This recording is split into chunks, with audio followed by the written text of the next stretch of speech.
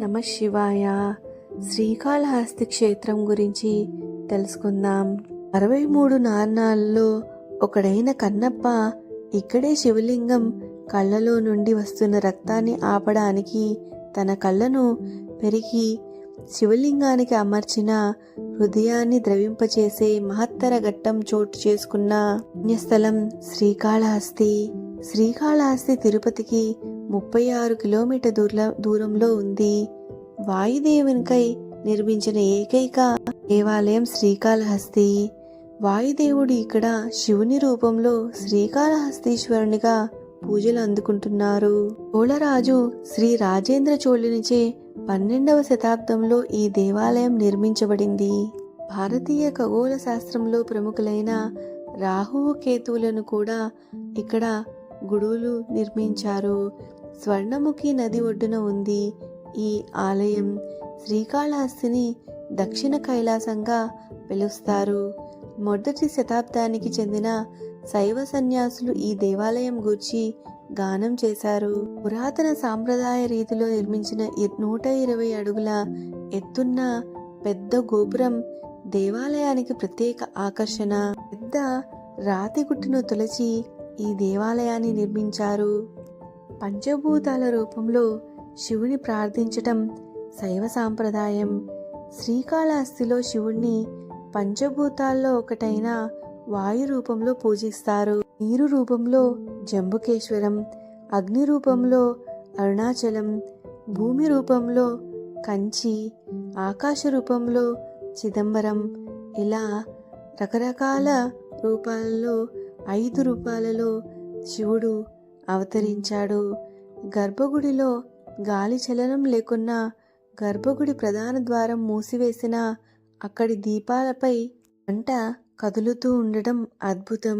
శివుని ఉచ్ఛ్వాస నిశ్వాసలకు అనుగుణంగా ఆ దీపాలు కదులుతున్నాయని నమ్మకం తప్పదు. శ్రీకాళహస్తిలో అద్భుతమైన స్వయంభూ శివలింగం ఉంది. దాన్ని మనుషులు ఎవరూ ప్రతిష్ఠించలేదు. శ్రీకాళహస్తి చుట్టూ 2 పవిత్రమైన గుట్టలు ఉన్నాయి.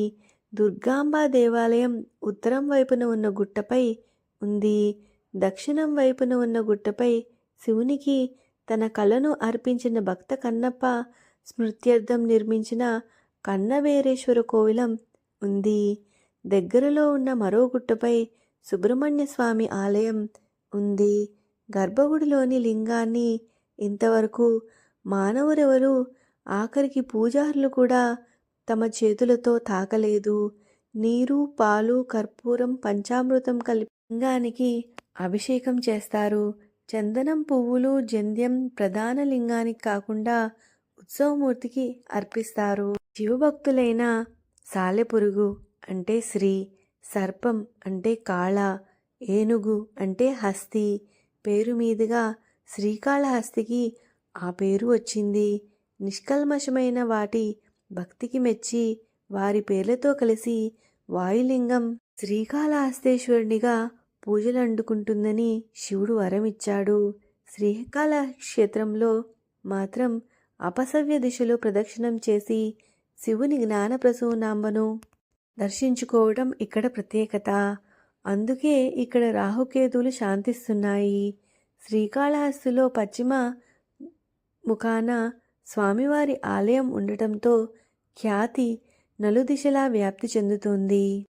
ఆ గుడిలో ప్రవేశించగానే మొదట పాతాళ వినాయక స్వామిని దర్శించుకున్నాక శ్రీకాళహస్తీశ్వరుని దర్శించుకుంటే మంచిది.